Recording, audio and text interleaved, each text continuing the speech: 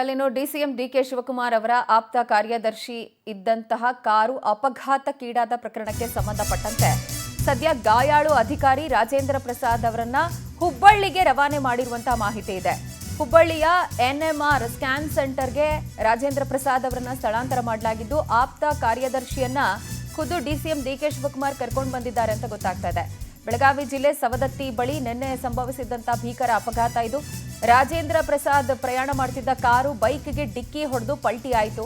ಈ ಅಪಘಾತದಲ್ಲಿ ಬೈಕ್ ಸವಾರ ಮಂಜುನಾಥ್ ಸಾವನ್ನಪ್ಪಿದ್ರೆ ಕಾರು ಪಲ್ಟಿಯಾಗಿ ರಾಜೇಂದ್ರ ಪ್ರಸಾದ್ ಗಾಯಗೊಂಡ್ರು. ಹಾಗೆ ಕಾರು ಚಾಲಕನಿಗೆ ಕೂಡ ಗಾಯಗಳಾಗಿರುವಂತಹ ಡೀಟೇಲ್ಸ್ ಇದೆ.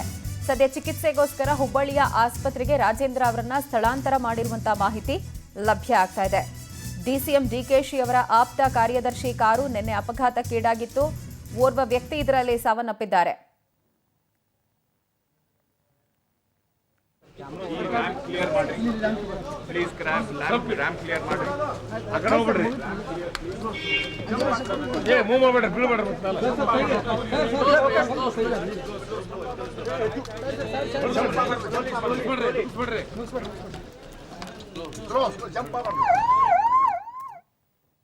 ಸ್ವಲ್ಪ ನಾನು ಮಾತಾಡಿದೆ ರಾಜೇಂದ್ರ ಪ್ರಸಾದ್ ಹತ್ರ. ಭಾಳ ನೋವು ಅನ್ನೋದು ಮಾತು ಹೇಳ್ತಾ ಇದ್ದಾರೆ.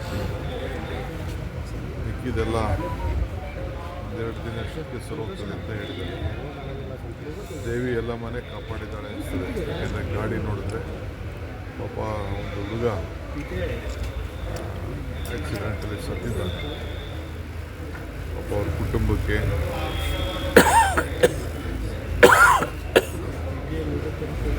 ನಾನು ಭೇಟಿ ಮಾಡೋಂಥ ಕೆಲಸ ನಮ್ಮ ಮಂತ್ರಿಗಳಿಗೆಲ್ಲ ಕಳಿಸ್ಕೊಡ್ತೀನಿ. ನಾನು ಎಲ್ಲ ಮುಗಿಸ್ಕೊಂಡು ಯಾವತ್ತೂ ಒಂದಿನ ಹೋಗ್ತೀನಿ. ಸೊ ಆದ ಸಾವಿಗೆ ನಾವೆಲ್ಲ ಆ ನೋವಿನಲ್ಲಿ ನಾವೆಲ್ಲ ಇರಬೇಕಾಗ್ತದೆ. ಸೊ ಡ್ರೈವರ್ ಹತ್ರನೂ ಮಾತಾಡಿದೆ. ಡ್ರೈವರ್ಗೂ ಎದೆ ನೋವು ಇತ್ತು ಅಂತ ಹೇಳಿದ್ದಾರೆ. ನಾನು ಹಾಸ್ಪಿಟಲ್ ಏನು ರೀಸನ್ ಏನಾದರೂ ದೇವಸ್ಥಾನಕ್ಕೆ ಹೋಗಿದ್ರು ಸರ್? ದೇವಸ್ಥಾನಕ್ಕೆ ಹೋಗಿದ್ರು. ಮಧ್ಯದಲ್ಲಿ ಗಾಡಿ ಅಡ್ಡ ಬಂದ್ಬಿಟ್ಟ ಅಂತ ಓಡಿಸ್ತಾ ಇದ್ದವರು ಹೇಳಿದ್ದೆ. ಡ್ರೈವರ್ ಹೇಳಿದಾರ ಅಂತ ಆಗಿದೆ.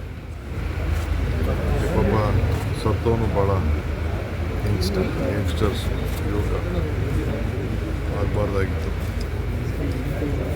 ಸೊ ರಾಜೇಂದ್ರ ಪ್ರಸಾದ್ ಆರೋಗ್ಯಕರವಾಗಿದ್ದಾರೆ.